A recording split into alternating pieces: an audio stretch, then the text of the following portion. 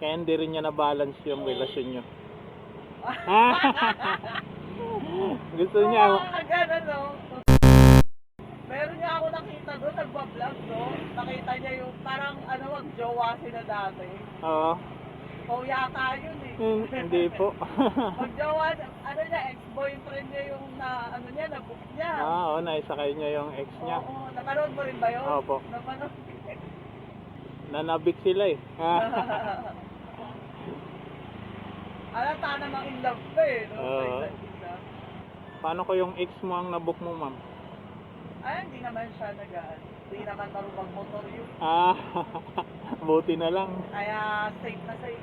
Same. Bisikleta lang, nasa safe lang. Hindi siya Ganito, nagdadrive. hindi siya marunong mag-balance ng single. Hindi. Siya, na-trauma siya. Kaya hindi rin niya na-balance yung relasyon nyo. Gusto niya. Ganun, no? Ayos si Kuya. Gusto niya marami siyang binabalance eh. Kaya Gusto four niya wheels. four wheels. 4 wheels.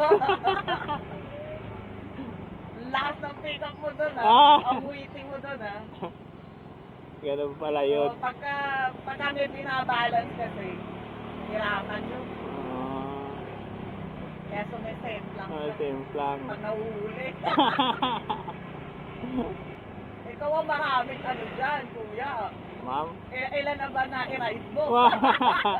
Marami na akong na-ride, ma'am. Marami na akong naging pasahero eh.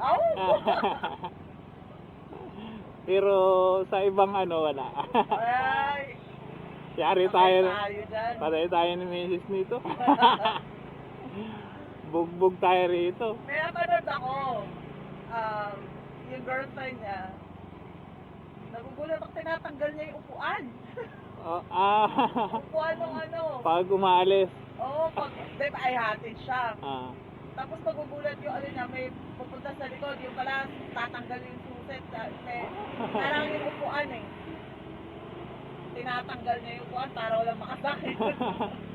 Para walang makaangkas. Oo, mautak eh. Utak eh. No?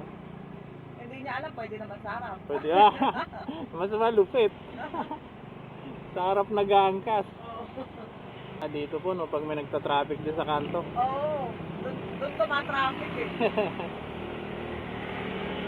Pero pagka ganyan, rider, tapos may mga lang, nagbibigayan ng mga yun talaga ini-stop niya eh. Oo. Padadaanin niya yung mga jeep. Naiipon lang eh. Nagtatawag ng pasahero. Yung dyan? Barker dyan. Yung barker.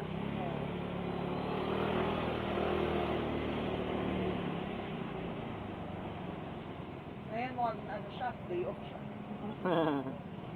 Hindi siguro. Palagi kayong ma'am.